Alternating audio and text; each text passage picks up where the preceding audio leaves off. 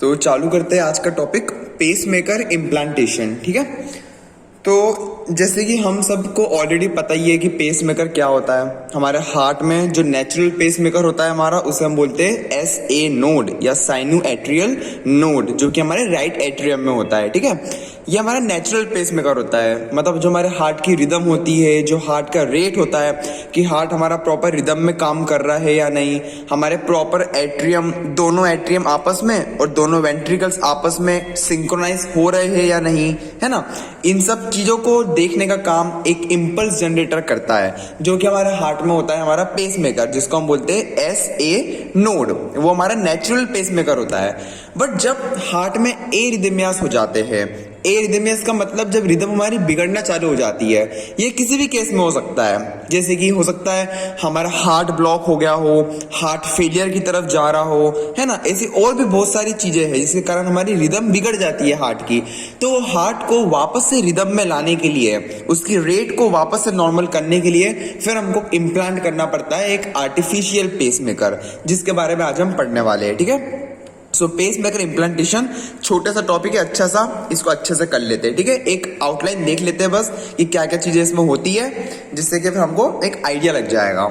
ठीक है, तो सबसे पहले देखो, मैंने अभी बताया था आप लोगों को कि पेसमेकर्स क्या होते हैं। They are the electrode devices जो कि इलेक्ट्रिक पल्स को जनरेट करते हैं, है ना। और क्यों चाहिए अपन को इलेक्ट्रिक पल्स? ये इसलिए चाहिए जिससे कि अपन हार्ट बीट को इनिशिएट कर पाए। अब हार्ट बीट को इनिशिएट कब करने की जरूरत पड़ सकती है? जब हार्ट का खुद का इंट्रिंसिक इलेक्ट्रिकल सिस्टम इफेक्टिवली काम नहीं कर रहा हो, जब हमारा हार्ट खुद से अच्छे से काम नहीं कर पाएगा, जितना रेट उसको जनरेट करना चाहिए एक प्रॉपर कार्डियक आउटपुट के लिए, अगर उतना रेट वो प्रॉपर जनरेट नहीं कर पा रहा है, तो उसको हेल्प की तरह हम ऊपर से एक इलेक्ट्रॉनिक जनरेटर का यूज करते हैं, जिसको हम बोलते हैं आर्टिफिशियल पेसमेकर। तो ये थी इसकी प्यारी प्यारी सी डेफिनेशन। अब देखो, पेसमेकर जो होते हैं ना, वो होते हैं दो टाइप्स के। बड़ा इजी है, देखो, एक होते हैं परमानेंट पेसमेकर और एक हो गए टेम्पररी पेसमेकर। सो दोनों पेसमेकर के लिए इंडिकेशंस अलग अलग होते हैं, मतलब कब हमें परमानेंट वाला यूज करना चाहिए और कब हमें टेम्पररी वाला यूज करना चाहिए, दोनों के लिए अलग अलग इंडिकेशन होते हैं। तो पहले तो हम ये देखते हैं कि परमानेंट पेसमेकर क्या होता है। जैसे कि नाम में लिखा है परमानेंट, मतलब एक बार इसको फिक्स कर दिया फिर इसको निकालने की जरूरत नहीं है।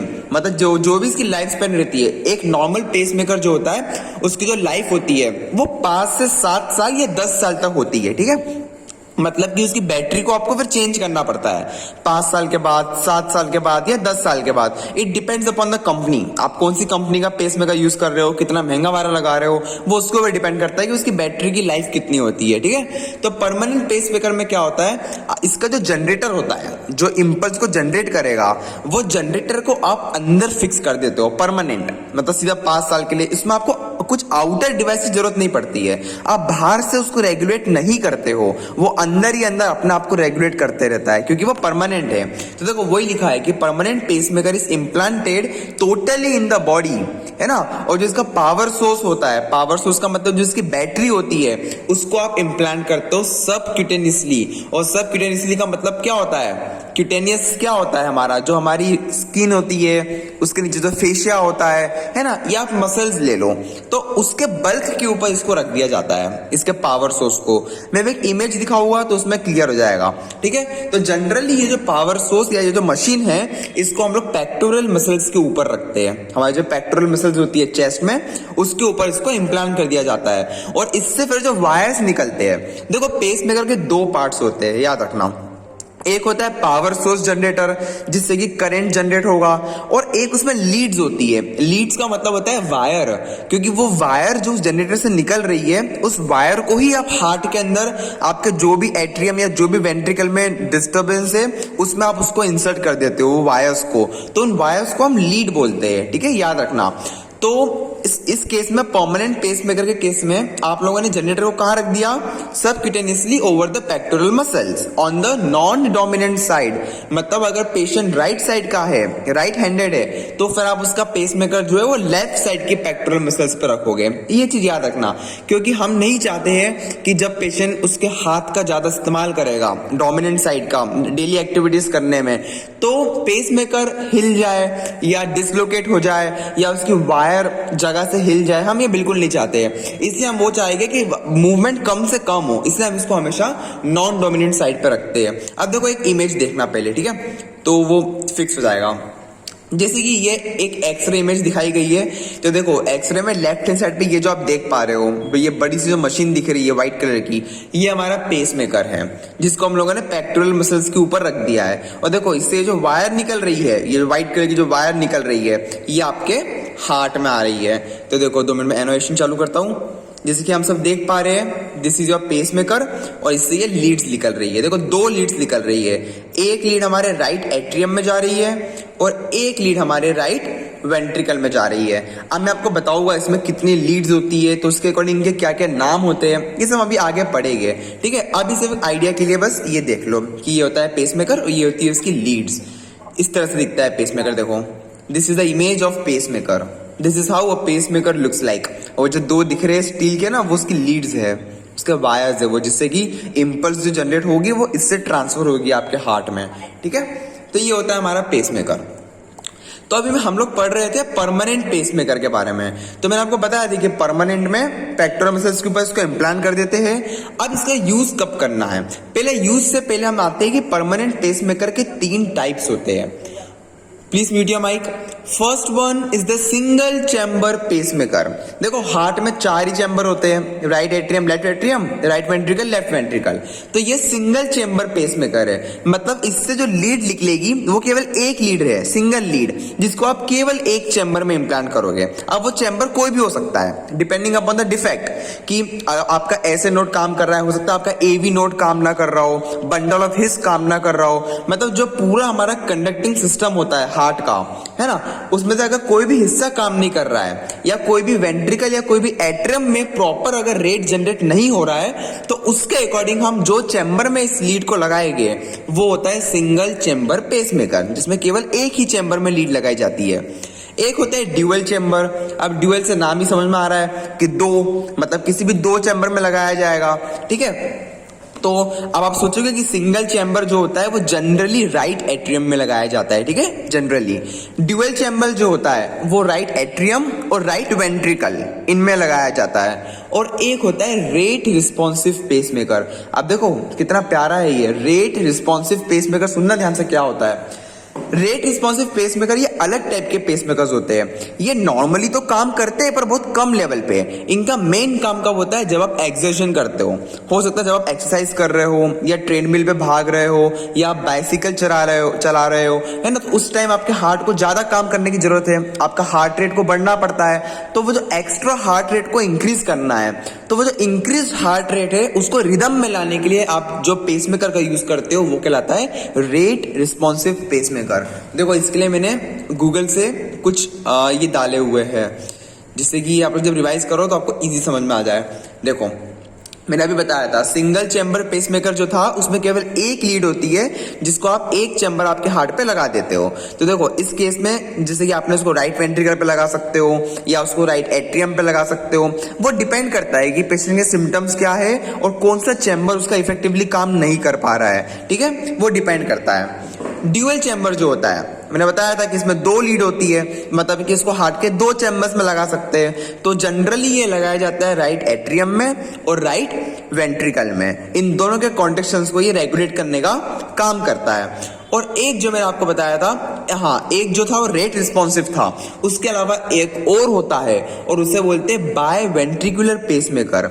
अब देखो बाय वेंट्रिकुलर पेसमेकर को हम लोग कार्डियक रीसिंक्रोनाइजेशन थेरेपी डिवाइस भी बोलते हैं। याद रखना CRT डिवाइस, आप लोग कभी पढ़ सकते हो किसी रिपोर्ट्स वगैरह में, तो फुल फॉर्म याद रखना। CRT का मतलब क्या होता है, कार्डियक रीसिंक्रोनाइजेशन थेरेपी। हमारे हार्ट को कभी भी एक सिंक्रोनाइज मैनर में काम करना चाहिए। अगर हार्ट में सिंक्रोनाइजेशन नहीं होगा, अगर कुछ एट्रियम बोलेगे भाई मैं तो अपने हिसाब से काम करूंगा, वेंट्रिकल्स बोलेगे भाई मैं तो अपने हिसाब से काम करूंगा, तो काम बनने वाला बिल्कुल नहीं है। फिर तो आपकी पूरी बॉडी डिस्टर्ब हो जाएगी। इन दोनों को आपस में कोऑर्डिनेटेड मैनर में काम करना बहुत इंपॉर्टेंट है, मतलब कि सिंक्रोनाइजेशन में काम करना बहुत इंपॉर्टेंट है। तो उस सिंक्रोनाइजेशन को वापस लाने के लिए एक जो पेसमेकर होता है वो कहलाता है कार्डियक रीसिंक्रोनाइजेशन थेरेपी। अब ये जो बाय वेंट्रिकुलर पेसमेकर होता है इसमें होती है 3 लीड्स। ठीक है, इसमें होती है 3 लीड, जिसमें से एक लीड को आप कनेक्ट करते हो राइट एट्रियम में और बची हुई जो 2 लीड है वो आपकी कनेक्ट होती है दोनों वेंट्रिकल्स में, मतलब कि लेफ्ट एंड राइट वेंट्रिकल्स में। ठीक है, तो मतलब एक आखिरी बार हम लोग रिवाइज करते हैं। Single lead pacemaker is equal to right atrium और right ventricle. Dual lead pacemaker is equal to right atrium plus right ventricle and biventricular pacemaker is equal to right atrium plus right ventricle plus left ventricle. ठीक है, जो advance heart failure के जो patients होते हैं उनमें हम लोग ये बायवेंट्रिकुलर पेसमेकर का यूज करते हैं, जिसको हम लोग CRT डिवाइस भी बोलते हैं। ठीक है, तो ये चीज याद रखना। तो ये था हमारा परमानेंट पेसमेकर के ये टाइप्स थे। ठीक है, अब परमानेंट पेसमेकर के 3 टाइप्स याद करने के बाद आ जाओ इंडिकेशंस पे। इंडिकेशंस का मतलब मैं अभी आपको बता चुका था कि कब कब देना है आपको, कि परमानेंट पेसमेकर हम लोग किन पेशेंट्स में लगाएंगे। तो बड़ा इजी है, देखो क्रोनिक एट्रियल फिब्रिलेशन सभी को पता होना चाहिए क्या होता है, हम लोग पिछले लेक्चर्स में काफी बात कर चुके हैं। एट्रियल फिब्रिलेशन का मतलब जो हमारे दोनों एट्रियम सिंक्रोनाइज मैनर में काम ना कर रहे हो, एक कोऑर्डिनेटेड मैनर में काम ना कर रहे हो, तो उसका हम बोलते हैं एट्रियल फिब्रिलेशन, है ना। प्रॉपर रेट जो जनरेट करना चाहिए आपके एट्रियम को वो कर नहीं रहे हैं, इसको बोलते हैं फिब्रिलाइजेशन। तो उस केस में आप पेसमेकर का यूज कर सकते हो। एक होता है hyper sensitive carotid sinus syndrome. Carotid sinus सभी लोग जानते हैं, जो हमारे नेक पे होता है ना, कैरोटिड साइनस। अब इसको हाइपर सेंसिटिव बोला है क्योंकि कैरोटिड साइनस जो होता है उसमें होते हैं बैरो रिसेप्टर्स। अब बैरो रिसेप्टर्स में बैरो का मतलब क्या होता है, प्रेशर। जो रिसेप्टर्स हमारे प्रेशर को सेंसिटाइज करते हैं, जो प्रेशर को नापते हैं, वो कहलाते हैं बैरो रिसेप्टर्स। तो कभी कभी क्या होता है, जैसे टाइट क्लोथिंग पहनने से, अगर आप बहुत ज्यादा टाइट क्लोथिंग पहनते हो या बहुत ज्यादा हैवी वेट अगर आप कैरी कर रहे हो आपके नेक पे, तो क्या होता है कि जो कैरोटिड साइनस होता है वो कंप्रेस हो जाता है, तो उस पर लगा हुआ जो बैरो रिसेप्टर है वो बहुत ज्यादा हाइपर सेंसिटिव हो जाता है। वो जो रिसेप्टर होते हैं प्रेशर रिसेप्टर्स, वो इतने हाइपर सेंसिटिव हो जाते हैं कि वो आप में एबनॉर्मल सिम्टम्स फिर करना चालू कर देते हैं, जैसे कि डिजीनेस, लाइट हेडीनेस, वॉमिटिंग, है ना, ये सारे सिम्टम्स आपको आने लग जाते हैं। तो उसको बोलते हैं hyper sensitive carotid sinus syndrome, और उससे सीधा असर पड़ता है आपके हार्ट पे। ठीक है, आपकी जो हार्ट की रिदम है वो भी इस केस में बिगड़ जाती है, फिर उस केस में आपको परमानेंट पेसमेकर की जरूरत पड़ सकती है। थर्ड जो इंडिकेशन है वो है फाइब्रोसिस और sclerotic changes of cardiac conduction system. हमारे पूरे हार्ट के जो कंडक्शन सिस्टम होता है, जिसमें हमारा SA node, AV node, bundle of His और पर्किंजे फाइबर्स, ये 4 चीजें होती है। तो अगर इन चारों में से कहीं भी फाइब्रोसिस हो जाए, फाइब्रोसिस का मतलब आप सभी लोग जानते हो कि वहां पे फैटी टिश्यू का हो गया है एक्यूमुलेशन, वहां पे जो नॉर्मल स्कार टिश्यू फॉर्म हो गई है ना, स्क्लेरोसिस हो गया है, वहां की जो नॉर्मल एनाटॉमी या फिजियोलॉजी थी वो डिस्टर्ब हो चुकी है, तो उस केस में आपका हार्ट वापस से प्रॉपर रिदम जनरेट नहीं कर पाएगा। So you will need a pacemaker. Okay, then sick sinus syndrome. Sick sinus syndrome बड़ा इजी है। अगर आपका SA नोड काम करना बंद कर दे, सिक का मतलब क्या होता है, बुखार, मतलब अगर आपके SA नोड को बुखार आ जाए, है ना, SA नोड को बुखार आने का मतलब कि वो प्रॉपर तरीके से काम ना कर पाए, कुछ डिस्टर्बेंस आ जाए, तो उस केस में आपको लगेगा ये टैकी एरिथमियास। एरिथमियास का मतलब हम सभी लोग जानते हैं जब रिदम हमारी डिस्टर्ब हो जाती है, और टैकी का मतलब होता है फास्ट, मतलब rapid disturbed rhythm of heart. And last one is the third degree atrioventricular block. ठीक है, अगर एट्रियम से जाने वाली इंपल्स, एट्रियम से वेंट्रिकल्स के तरफ जाने वाली इंपल्स अगर ना जाए, अगर उसमें ब्लॉक हो जाए, है ना, अगर कंडक्शन सिस्टम डिस्टर्ब हो जाए, तो थर्ड डिग्री के केस में आपको करना पड़ता है इम्प्लांटेशन। ठीक है, तो ये थे कुछ इंडिकेशंस हमारे परमानेंट पेसमेकर के। यहां तक सभी लोगों को क्लियर है? पहले बताओ, आवाज क्लियर है, वीडियो क्लियर है?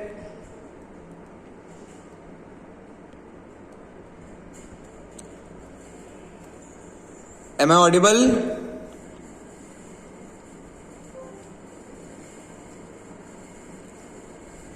Hello, okay fine. तो अब तक अभी हमने पढ़ा था कि पेसमेकर क्या होता है और 2 टाइप के पेसमेकर, परमानेंट और टेम्पररी। तो अभी हमने पढ़ लिया है परमानेंट पेसमेकर, जिसके अंदर 3 टाइप्स थे, single chamber, dual chamber, rate responsive, and fourth one was the biventricular pacemaker, ठीक है। अब इसके बाद हम बढ़ते हैं टेम्पररी पेसमेकर पे। अब देखो ये टेम्पररी है, मतलब कि कुछ टाइम के लिए है। अब इसका मतलब क्या होता है कि इसका जो पावर सोर्स है वो आपके बॉडी के अंदर नहीं है, पावर सोर्स आपके बॉडी के अंदर नहीं है। इसका मतलब ये इन्वेजिव टेक्निक नहीं होती है। इसका जो पावर सोर्स है ये आउटसाइड द बॉडी है, मतलब एक मशीन होती है जिसको आप पॉकेट में कैरी करके घूमते हो, है ना। मशीन बाहर होती है, बट जो उसकी लीड्स होती है वो लीड्स आपके वेन्स के अंदर से निकालते हुए आपके हार्ट के चैम्बर तक पहुंचाई जाती है। देखो मैं आपको एक इमेज दिखाता हूं पहले तो, जिससे वो क्लियर होगा। See this is the power generator. ये मशीन है टेम्पररी पेसमेकर की।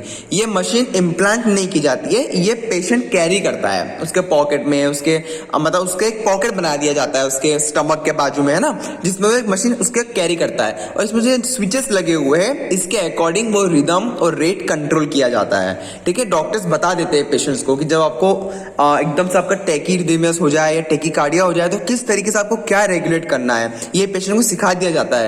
ये होता है पावर सोर्स जनरेटर, जो कि आउटसाइड द बॉडी होता है। बट इससे जो लीड्स होती है, इसकी जो लीड्स होती है, तो लीड्स, उसमें लीड्स दो टाइप की हो सकती है, सिंगल और डबल, मतलब सिंगल लीड और ड्यूअल लीड। वो लीड को आपको पहुंचाना है आपके हार्ट तक, तो अब लीड को कैसे पहुंचाओगे वहां तक? तो लीड को वहां पहुंचाने के होते तीन तरीके, और वही बन जाते हैं इसके तीन टाइप्स। टेम्पररी पेसमेकर के वही तीन टाइप्स बन जाते हैं। तो देखिएगा जो मैंने लिखा हुआ है इसमें, देखो temporary pacemaker are of three types. Transvenous invasive pacemaker. Transvenous से क्या समझ में आ रहा है कि आप किसी वेन के थ्रू गए हो, किसी एक वेन्स के थ्रू आपने लीड्स को अंदर घुसाया है, आपके हार्ट तक पहुंचाया है, एंडोकार्डियल तक पहुंचाया है, तो इसको एंडोकार्डियल पेसमेकर भी बोलते हैं ट्रांसवीनस को।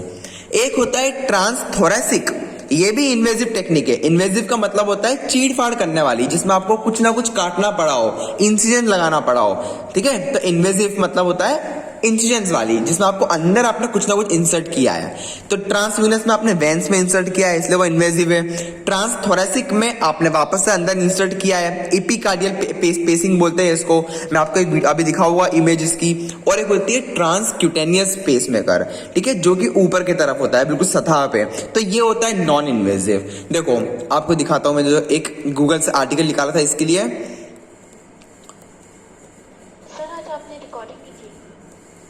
रिकॉर्डिंग हो रही है। सी टेम्पररी ट्रांसवीनस पेसिंग, मैंने आपको बताया था कि टेम्पररी ट्रांसवीनस पेसिंग जो होते हैं उसमें आपको एक्सेस लेना पड़ती है आपके वीनस सिस्टम से। वीनस सिस्टम से आप वायर को अंदर इंसर्ट करते हो। तो आप कौन सी वेन से कर सकते हो? तो जनरली देखो सेकंड पॉइंट में जो लिखा हुआ है, आप इन वेन्स का यूज करते हो, या तो सबक्लीवियन वेन, या आपकी सिफेलिक वेन, है ना, या बहुत ज्यादा रेयर केसेस में एक्सिलरी वेन। ये तीन वेन है। इसके अलावा इंटरनल जुगुलर वेन और फ्यूमोरल वेन। फ्यूमोरल वेन आपकी थाई में हो जाएगी, है ना, एक्सिलरी वेन आपके एक्सिला में, सिफेलिक वेन आपके फोरआर्म में। तो इन वेन्स के थ्रू आप वायर्स को एंटर करते हो और हार्ट के रिस्पेक्टिव चैम्बर्स तक पहुंचवाते हो। जिस भी चैम्बर को रेट प्रॉपर जनरेट करने की जरूरत है, उस चैम्बर तक आप उस लीड को प्रॉपर पहुंचाओगे। तो ये होता है ट्रांसवीनस पेसिंग, ठीक है, इसको बोलते हैं ट्रांसवीनस पेसिंग। और उसी तरह से एक होती है ट्रांसथोरेसिक। देखो ट्रांसथोरेसिक में हम लोग देख पा रहे हैं कि जो आपका ये है, क्या बोलते हैं, जो आपकी लीड्स है उसको आपने एक मशीन के थ्रू आपके थोरेसिक रीजन पे प्लेस किया है। इसमें आपको सब जिफॉइड अप्रोच करना पड़ती है। सब जिफॉइड अप्रोच का मतलब क्या होता है? जो हमारा स्टर्नम होता है, फिर जो हमारा मैनुब्रियम होता है, मैनुब्रियम, स्टर्नम, और लास्ट में होता है जिफाइड प्रोसेस। तो जिफाइड प्रोसेस से आप एंट्री मारते हो अंदर, क्योंकि ये भी इन्वेजिव टेक्निक होती है, ठीक है। तो वो वायर जो होते हैं वो आपके राइट वेंट्रिकल तक पहुंचाए जाते हैं वाया अ ट्रांसथोरेसिक अप्रोच, इसलिए ये भी कहलाती है इन्वेजिव टेक्निक, ठीक है, याद रखना। ट्रांसथोरेसिक और ट्रांसवीनस ये दोनों इन्वेजिव टेक्निक्स होती है।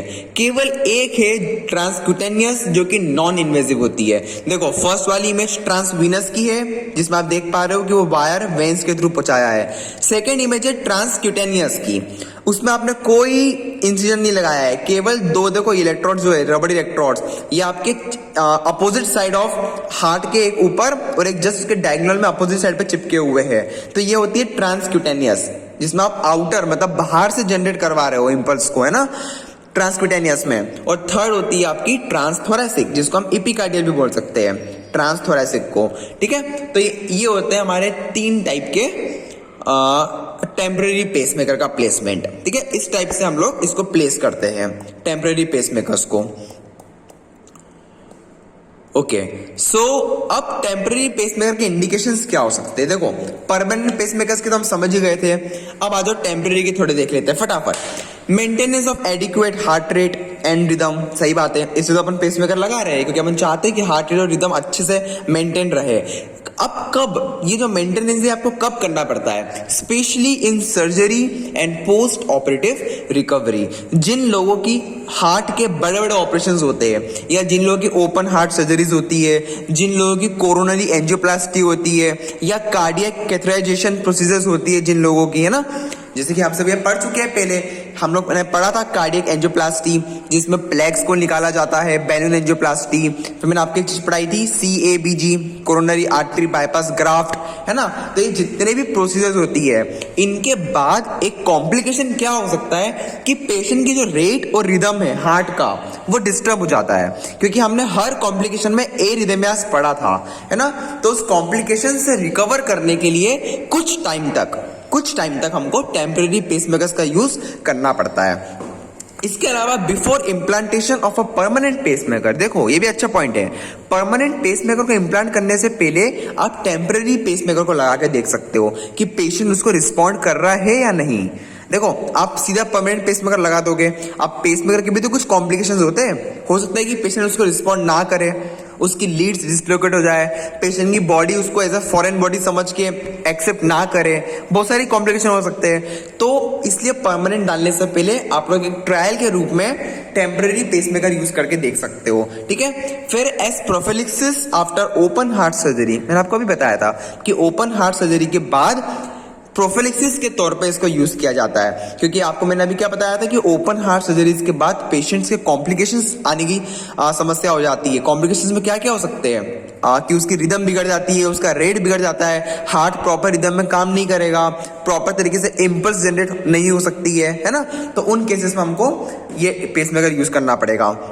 And last one is the acute myocardial infarction with second degree or third degree atrioventricular block और bundle branch block। जिन पेशेंट्स में मायोकार्डियल इन्फार्क्शन होता है, मतलब जिनकी मायोकार्डियम ऑक्सीजन सप्लाई कम हो चुकी है ना, और साथ में उनको सेकेंड डिग्री या थर्ड डिग्री का एट्रियोवेंट्रिकुलर ब्लॉक भी है, तो उन पेशेंट्स में आपको फिर टेम्पररी पेसमेकर का यूज करना पड़ता है। तो ये था हमारे इंडिकेशंस टेम्पररी पेसमेकर के लिए। तो अभी तक हमने डेफिनेशन पढ़ ली है पेसमेकर की, और 2 टाइप के पेसमेकर हम लोग पढ़ चुके हैं, परमानेंट और टेम्पररी।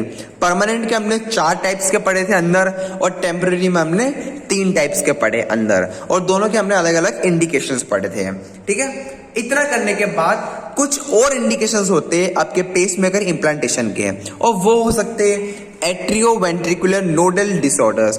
नोडल डिसऑर्डर्स का मतलब वापस से वही होता है, कंडक्शन सिस्टम में डिसऑर्डर्स। अगर आपके ए से नोड से AV नोड तक इंपल्सेस ना जा रही हो प्रॉपर, AV नोड से बंडल ऑफ हिस तक ना जा रही हो प्रॉपर, या बंडल ऑफ हिस से परकंज फाइबर्स तक अगर आपकी इंपल्स प्रॉपर ना जा रही हो, है ना, मतलब कहीं भी अगर नोडल डिसऑर्डर्स है, खासकर एट्रियोवेंट्रिकुलर जंक्शन में, एट्रियम से वेंट्रिकस में जाने वाली जो इंपल्स होती है, अगर वहां पे दिक्कत आ रही है तो you have to use a pacemaker.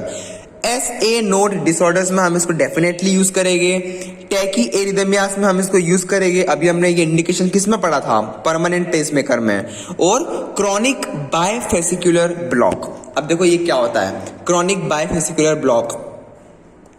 सी देखो, ये होता है आपका बायफेसिकुलर ब्लॉक, गूगल से निकाला था। देखो, bifascicular block most commonly refers to conduction disturbance below the AV node. आपका जो SA नोड है वो ऊपर है, उसको छोड़ो, आपका जो AV नोड है उसको भी छोड़ो। अब AV नोड के नीचे जितना भी कंडक्शन सिस्टम आपके हार्ट का बचा हुआ है, जिसमें मेन 2 ही तो चीज बची है आपके पास, एक तो बंडल ऑफ हिस और एक परकंज फाइबर्स। तो मेनली हम बात कर रहे हैं बंडल की। तो अगर आपका राइट बंडल ऑफ हिस की ब्रांच और आपकी लेफ्ट बंडल ऑफ हिस की ब्रांच अगर इन्वॉल्व हुई है, तो उसको हम बोलते हैं बायफेसिकुलर ब्लॉक। ठीक है। तो अब याद रखना ये टर्म से, बायफेसिकुलर ब्लॉक का मतलब क्या होता है, आपके दोनों तरफ के bundle of His, right and left bundle of His का इन्वॉल्वमेंट, उसको बोलते हैं bifascicular block. So in case of bifascicular block again you have to use a pacemaker, ठीक है। तो ये थे हमारे एक्स्ट्रा इंडिकेशंस। अब चीजें बड़ी इजी है, जो याद करने वाली चीजें थी वो यहां तक ही थी, सबके टाइप्स हमको याद करना पड़ेंगे। बट अब जो चीजें काफी इजी है, कॉम्प्लिकेशंस बिल्कुल याद नहीं करना पड़ते। खुद सोचो, जब आप ऑपरेशन कर रहे हो, जब डॉक्टर ऑपरेशन कर रहा है, तो वो क्या क्या कॉम्प्लिकेशंस फेस कर सकता है पेशेंट। हो सकता है हेमेटोमा बन जाए, क्योंकि जब भी आप ये ऑपरेशन करोगे ब्लीडिंग होगी। ब्लीडिंग अगर वहां पे क्लॉट्स बन जाए, हेमेटोमा का मतलब क्या होता है, क्लॉट्स बन जाना, ठीक है। तो हेमेटोमा हो सकता है, ब्लीडिंग हो सकती है। जिस तरह आप ऑपरेशन कर रहे हो वहां पे लोकल इन्फेक्शन हो सकता है, क्योंकि मैं हमेशा कहता हूं कि बहुत सारे बैक्टीरियाज, वायरस, प्रोटोजुआस, ये सब इसी ताक में बैठे रहते हैं कि कब आपके बॉडी में किसी प्रकार का ऑपरेशन हो। ये ओकेशनल बैक्टीरियाज होते हैं जो हमेशा इंतजार में बैठे हुए हैं कि कब ऑपरेशन हो। जैसे ऑपरेशन होता है ये अटैक करते हैं, इनको एनवायरमेंट मिल जाता है अटैक करने का, ठीक है। तो इसलिए वो लोकल इन्फेक्शंस करवा देते हैं। न्यूमोथोरैक्स मतलब कि एयर भर जाना आपके थोरैक्स में ऑपरेशन के टाइम में, ये भी बहुत बड़ा कॉम्प्लिकेशन होता है। किसी भी आर्टरी को इंजरी हो सकती है या आर्टेरियल पंचर भी हो सकता है। अगर जरा सा इधर उधर कुछ हो गया आपका सर्जिकल इंस्ट्रूमेंट, तो वो सीधा आपके आर्टरी को रप्चर कर सकता है। फेलियर टू सेंस और कैप्चर, हो सकता है कि आपके बॉडी उस पेसमेकर को रिस्पॉन्ड ना करे, क्योंकि बॉडी के लिए वो एक फॉरेन बॉडी है। Pacemaker is a foreign body for body, है ना। तो हो सकता है कि बॉडी उसको रिस्पॉन्ड ना करे। परफोरेशन ऑफ एट्रियम और वेंट्रिकुलर सेप्टम, क्योंकि आप लीड्स डाल रहे हो, तो हो सकता है कि वो लीड्स के थ्रू आपका एट्रियम या वेंट्रिकुलर सेप्टम परफोरेट हो जाए। परफोरेट का मतलब होता है फट जाना, टीयर हो जाना। आपके वेंट्रिकल्स या एट्रियम में टीयर हो सकता है, आपकी वेंट्रिकल्स की एट्रोफी हो सकती है, आपको सीवियर टेकिकार्डिया हो सकता है ना। या जो आपने लीड को प्लेस किया है वो लीड का डिसलोकेशन तक हो सकता है, क्योंकि हम चाहते हैं कि लीड जो है वो एक प्रॉपर जगह पे बनी रहे। बट क्या हो सकता है कि वो कभी कभी लीड जो है वो डिसलोकेट भी हो सकती है। फिर उस केस में आपको वापस से और एक ऑपरेशन करना पड़ सकता है उस लीड को जगह पे डालने के लिए, ठीक है। कार्डियक परफोरेशन का मतलब अभी आपको बताया था मैंने, फट जाना, किसी भी एट्रियम या किसी भी चैम्बर का फट जाना, परफोरेट कर जाना। डिसरिदमियास, हो सकता है कि पेसमेकर यूज करने के बाद भी आपकी रिदम प्रॉपर तरीके से ठीक ना हो, आपको अभी भी डिसरिदमियास हो, ये भी एक पॉसिबिलिटी है, ठीक है। और लास्ट में इन्फेक्टिव एंडोकार्डाइटिस। एंडोकार्डाइटिस क्या होता है, it is the inflammation of your endocardium. इसको इन्फेक्टिव क्यों बोला है, क्योंकि ये किसी बैक्टीरिया ने कराई है। तो इन्फेक्टिव एंडोकार्डाइटिस ये एक बड़ा टॉपिक है जिसको हम आने वाले लेक्चर्स में कवर अप करेंगे। Okay, so infective endocarditis is the infection of your endocardium layer. It is the inflammation of your endocardium. And last one is the air embolism. Air embolism का मतलब क्या होता है, एम्बोलस आप सभी लोग समझते हैं, जब भी हमारा थ्रोम्बस टूट के कहीं और डिसलॉज हो जाता है तो उसको हम एम्बोलस बोलते हैं। तो इस केस में क्या हुआ है, एयर एम्बोलिज्म में इसको एयर क्यों बोला है, क्योंकि जो आपका एयर बबल है, जब आप ऑपरेशन करते हो या जब आप ट्रांसवीनस रूट से लीड्स को इंसर्ट कर रहे हो, है ना, तो लीड्स को इंसर्ट करते वक्त कभी भी क्या होता है, एयर बबल्स आ जाते हैं और वो एयर बबल्स आपके ब्लॉकेज करवा सकते हैं, आपके वेन्स के अंदर, है ना, ब्लॉकेज करवा सकते हैं और उस ब्लॉकेज को फिर हम बोलेंगे एयर एम्बोलिज्म, ठीक है। एम्बोलिज्म बहुत तरीके के होते हैं, अलग अलग टाइप्स के एम्बोलिज्म होते हैं, कोई प्लेग से बनते हैं, कोई कोलेस्ट्रॉल से बनते हैं, कोई एयर से हो जाते हैं, है ना, अलग अलग टाइप्स के होते हैं। तो इस केस में एयर एम्बोलिज्म होने की चांसेस बढ़ जाती है। तो ये कुछ इजी से कॉम्प्लिकेशंस थे, ठीक है। याद बिल्कुल नहीं करना है, अपने आप पॉइंट्स आते जाएंगे, सोचना है बस क्या क्या हो सकता है, इस तरह तो और क्या ही हो सकता है, मैक्सिमम यही चीजें हो सकती है ना। कॉन्ट्राइंडिकेशन बड़ा इजी है, दिमाग लगाओ, कब कब आप ये ऑपरेशन नहीं कर सकते हो। जिस जगह पे आपको इम्प्लांट करना है पेसमेकर, अगर उस साइड पे ऑलरेडी इन्फेक्शन है तो आप बिल्कुल नहीं करोगे, क्योंकि हमको पता है कि इसका कॉम्प्लिकेशन इन्फेक्शन हो सकता है। अब आप पे तो ऑलरेडी इन्फेक्शन है, अगर आप उसमें भी पेसमेकर लगा दोगे फिर तो गया पेशेंट काम से, है ना। तो लोकल इन्फेक्शन इम्प्लांटेशन साइट पे आप बिल्कुल नहीं करना।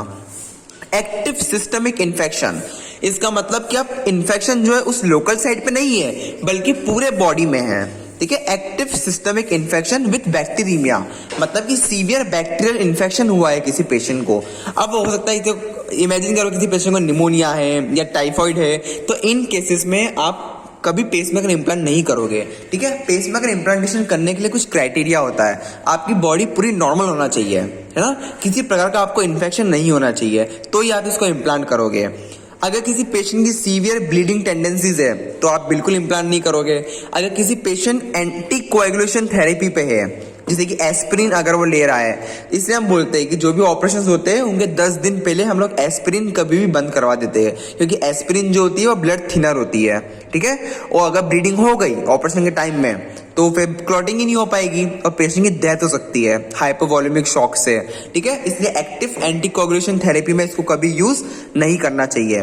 सीवियर लंग डिसीज में कभी भी हम पेसमेकर इम्प्लांटेशन नहीं करते हैं, क्योंकि पेशेंट के लंग्स जो है वो कोलैप्स कर सकते हैं, ठीक है। तो सीवियर लंग डिसीज में भी हम इसको कभी यूज नहीं करेंगे। तो ये थे इसके कुछ कॉन्ट्राइंडिकेशन। तो अभी तक हम क्या क्या पढ़ चुके हैं? हमने अभी तक डेफिनेशन कवर कर ली है, हमने टाइप्स कवर कर लिए हैं, परमानेंट और टेम्पररी। परमानेंट के अंदर 3 चीजें थी, single lead, double lead, rate responsive और बायवेंट्रिकुलर। और आपके टेम्पररी के अंदर 3 चीजें थी, कौन कौन सी? ट्रांसवीनस, ट्रांसथोरेसिक और आपकी एक जो थी वो थी सबक्यूटेनियस। उसके बाद हमने कवर किए थे कॉम्प्लिकेशंस और कॉन्ट्राइंडिकेशंस। अब आ जाओ इंसिजन्स में। आपको इंसिजन्स कहाँ पे लगाना पड़ते हैं, ये नॉलेज हमको होना चाहिए कि पेसमेकर इम्प्लांट करने के लिए किस साइड पे इंसिजन्स लगाए जाते हैं, ठीक है। तो देखिएगा, permanent pacemaker insertion is considered a minimally invasive procedure, ठीक है। ज्यादा लंबे इसमें इंसिजन्स लगाने की जरूरत नहीं पड़ती है, बहुत कम इंसिजन्स के थ्रू हम इसको प्लेस कर सकते हैं। ट्रांसवीनस एक्सेस मैं आपको बता चुका था, जो आप यूज करते हो टेम्पररी पेसमेकर में। तो ट्रांसवीनस में हम लोग इन वेन्स के थ्रू पहुंचते हैं, subclavian vein, cephalic vein, internal jugular vein, femoral vein, axillary vein, है ना। ये सब वेन्स थे जिसके थ्रू हम एक्सेस एंट्री लेते हैं। The pacing generator is typically placed subcutaneously in the infraclavicular region. हमारा जो क्लेविकल के नीचे वाला हिस्सा होता है, जिसको हम बोलते हैं इंफ्राक्लेविकुलर रीजन, उस जगह पे आपकी जो मसल है, पेक्टोरलिस मेजर मसल है, उसके ऊपर रखा जाता है इस मशीन को, ठीक है। तो उसके लिए आपको कभी कभी इस पेसमेकर को इम्प्लांट करने के लिए एक सर्जरी करना पड़ती है, और इंसिजन का नाम होता है थोरैकोटॉमी। मैंने आपको याद करो पिछले सीएबीजी वाले लेक्चर में कॉमन इंसिजन्स के नाम बताए थे, thoracotomy, medial sternotomy, midline sternotomy, है ना।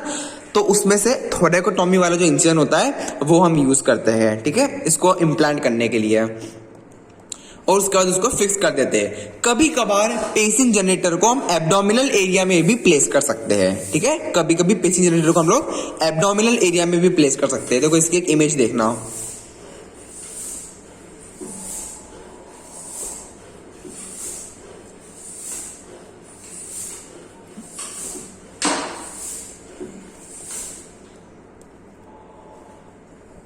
सी दिस इमेज, देख पा रहे हो? इसमें पहला वाला जो है वो तो ट्रांसवीनस पेसमेकर है, जिसमें अपने लीड्स जो है वो वेन्स के थ्रू डाली है। और सेकंड वाली इमेज जो दिख रही है एपिकार्डियल पेसमेकर, उसमें देखो आपकी जो मशीन है वो कहाँ प्लेस्ड है, वो आपके एब्डोमिनल एरिया में प्लेस्ड है। तो आप ये भी कर सकते हो, ठीक है। इम्प्लांटेशन एब्डोमिनल एरिया में भी हो सकता है via a minimal invasive procedure. तो ये चीज याद रखना कि एब्डोमिन में भी प्लेस हम इसको कर सकते हैं। ये कभी कभार हम कुछ पेशेंट के एक्सरे देखते हैं और एक्सरे में हमको एक डिवाइस दिख जाते हैं, ठीक है। और ये डिवाइस को देखना बहुत इंपॉर्टेंट है, क्योंकि हमें पता है कि हमारी बहुत सारी फिजियोथेरेपी में ऐसी मॉडलिटीज है जिसमें पेसमेकर कॉन्ट्राइंडिकेटेड होता है। कोई बता सकता है मुझे नेम एनी मॉडलिटी जिसमें पेसमेकर पेशेंट्स को हम नहीं लगा सकते हैं?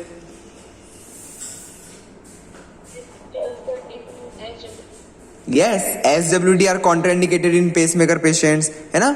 जितने भी करंट डिवाइसेस होते हैं। हाँ, तो मैं क्या बता रहा था आपको कि जो इंसिजन्स होते हैं वो याद रखना, ठीक है। और पेसमेकर को हमको देखना जरूरी है एक्सरेज में, क्योंकि अभी आपको यही बता रहा था कि बहुत सारी मॉडलिटीज हमारे फिजियोथेरेपी में ऐसी होती है जिसमें पेसमेकर इज स्ट्रिक्टली कॉन्ट्राइंडिकेटेड, ठीक है। तो हाँ, अभी तक हमने क्या क्या कवर किया था कि इंफ्राक्लेविकुलर रीजन में इसको हम प्लेस करते हैं। थोरैकोटॉमी नाम का एक इंसिजन होता है जिसका हम यूज करते हैं। अब ये इमेज देखो, ये जो आप इमेज देख रहे हो, इसमें जो सबसे फर्स्ट वाला आप डॉटेड लाइन देख रहे हो, ये वाली देखना, ये वाली लाइन, ये इंसिजन आपके इंफ्राक्लेविकुलर रीजन पे है, ठीक है। First type of incision being infraclavicular, जो आपके जस्ट क्लेविकल के नीचे आप लगाते हो पेसमेकर को इम्प्लांट करने के लिए। और सेकंड टाइप का जो इंसिजन है वो आप इधर लगा सकते हो, ये आपका डेल्टोपेक्टोरल ग्रूव कहलाता है।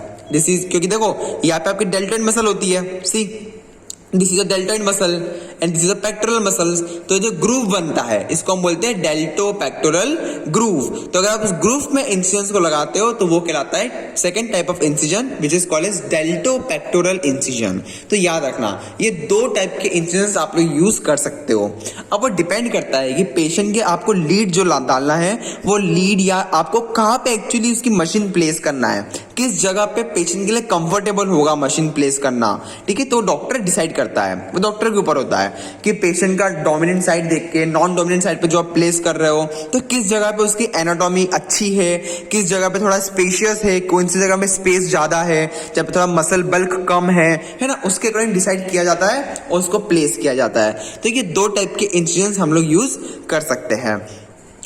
अब आ जाओ last part of the topic और वो है pre and post operative management. तो देखो प्री ऑपरेटिव मैनेजमेंट बड़ा इजी होता है, मतलब ऑपरेशन से पहले ये कोई भी सर्जरी में अलग नहीं होता है। हमने CABG पढ़ा था जो उसमें था बिल्कुल सेम इसमें कि ऑपरेशन के पहले आपको पेशेंट को बिल्कुल थॉरली इवेल्युएट करना पड़ेगा, उसकी सारी मेडिकल हिस्ट्री चेक करो, उसकी कोई भी एसोसिएटेड इलनेस, उसको किसी प्रकार की कोरोनरी आर्टरी डिसीज तो नहीं है, हाइपरटेंशन तो नहीं है, डायबिटीज मेलाइटिस तो नहीं है, ये सारी चीजें आपको प्रॉपर देखना पड़ेगी। अब डायबिटीज या हाइपरटेंशन होने का मतलब ये नहीं होता है कि आप ऑपरेशन नहीं करोगे, इसको देखना इसलिए इंपॉर्टेंट है क्योंकि जो कॉम्प्लिकेशन हो सकते हैं ऑपरेशन के बाद तो डॉक्टर क्या करेंगे, प्रॉपर टाइम पे दवाई चालू कर देंगे, जो भी उनको दवाई देना है ना। तो उसके लिए ये चीजें देखना बहुत जरूरी है।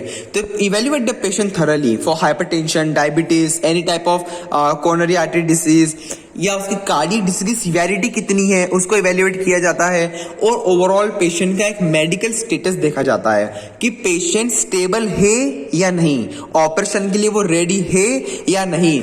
हम नहीं चाहते कि पेशेंट को उस टाइम पे बुखार हो या किसी प्रकार का इन्फेक्शन हो, ये हम बिल्कुल नहीं चाहते। इसलिए कभी भी किसी भी ऑपरेशन के पहले कुछ इन्वेस्टिगेशंस किए जाते हैं जिसमें आपका एक CBC होता है ना, CBC होता है, आपके लिवर फंक्शन टेस्ट करवाए जाते हैं, किडनी के कुछ टेस्ट करवाए जाते हैं, लंग फंक्शन टेस्ट करवाए जाते हैं।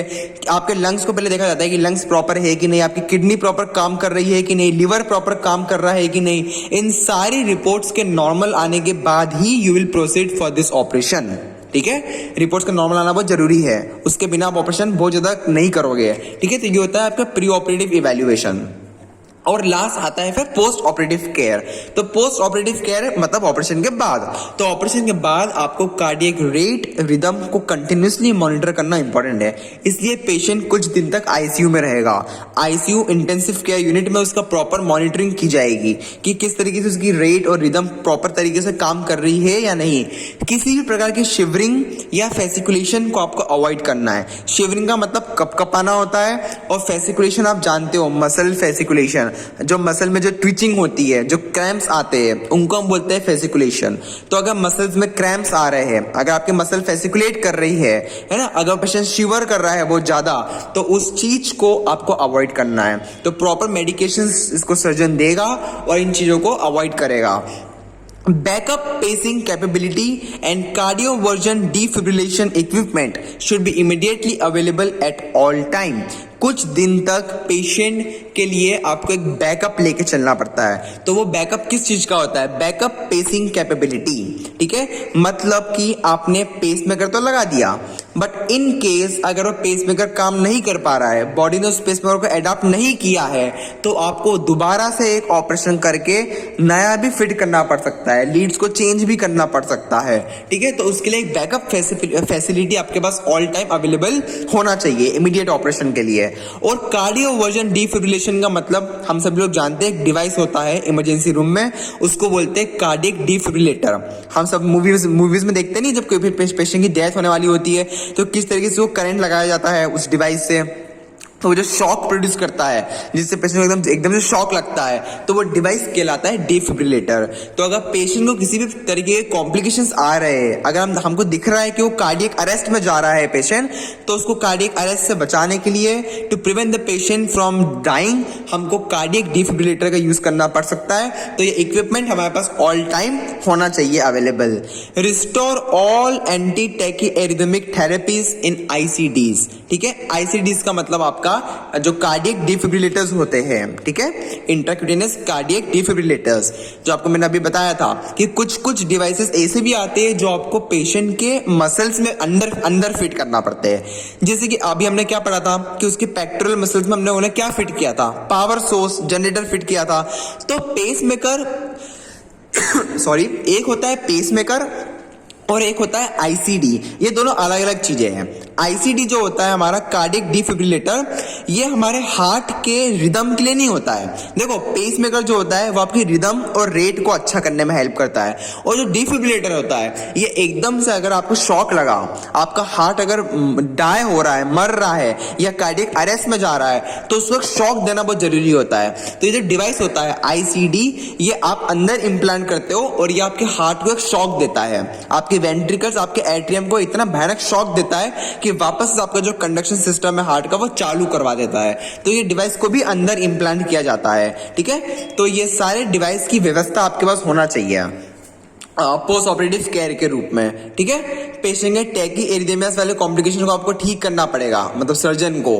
एंटीबायोटिक्स कवर ऑब्वियस सी बात है चढ़ाना पड़ेगा। इसमें सिफाजोलिन नाम की एंटीबायोटिक दी जाती है जिससे कि बैक्टीरियल ग्रोथ ना हो जाए, ठीक है। तो आप लोग कभी रिपोर्ट्स पढ़ोगे इन पेशेंट्स की, तो रिपोर्ट्स में आप लोग सेफाजोलिन नाम की ये ड्रग बहुत कॉमनली देखोगे, ठीक है। तो याद रखना, वैनकोमाइसिन हम लोग देते हैं सेप्टिसीमिया के लिए।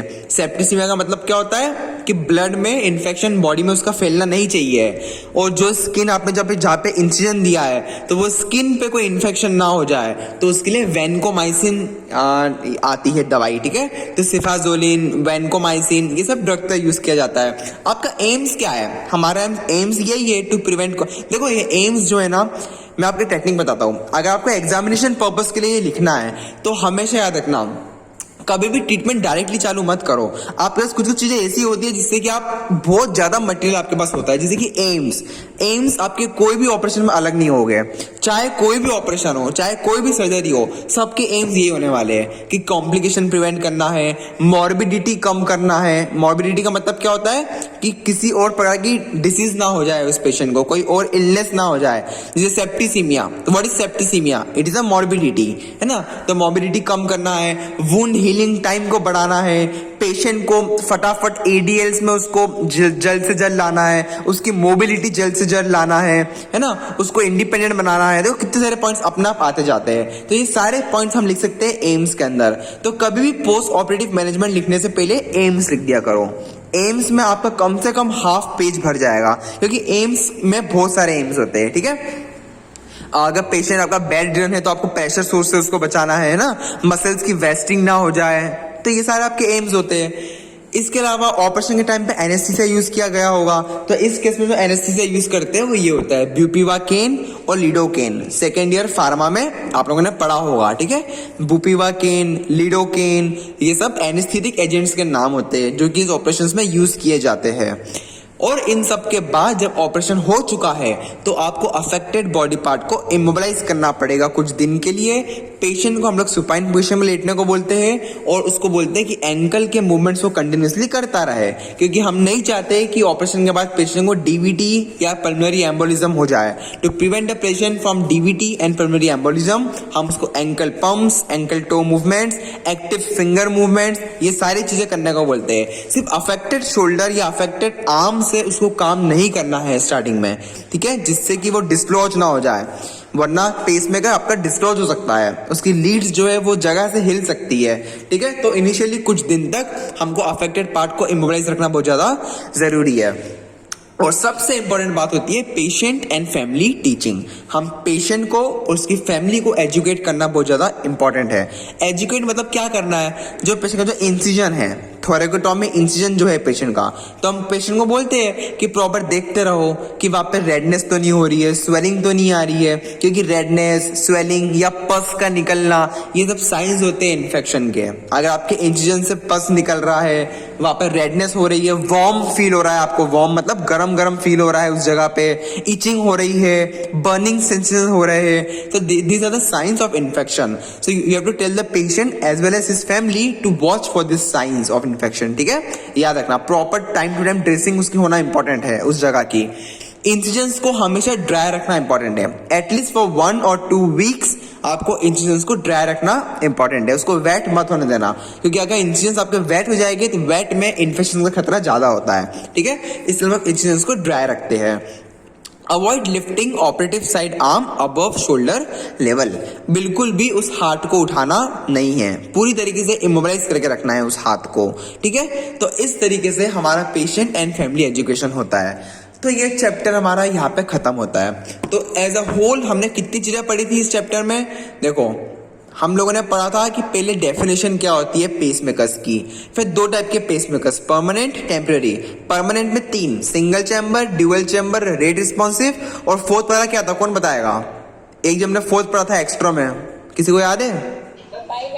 Yes, biventricular. हमने पढ़ा था कि बायवेंट्रिकुलर का फॉर्मूला क्या था? Biventricular is equal to right atrium plus left ventricle plus right ventricle, ठीक है, ये याद रखना।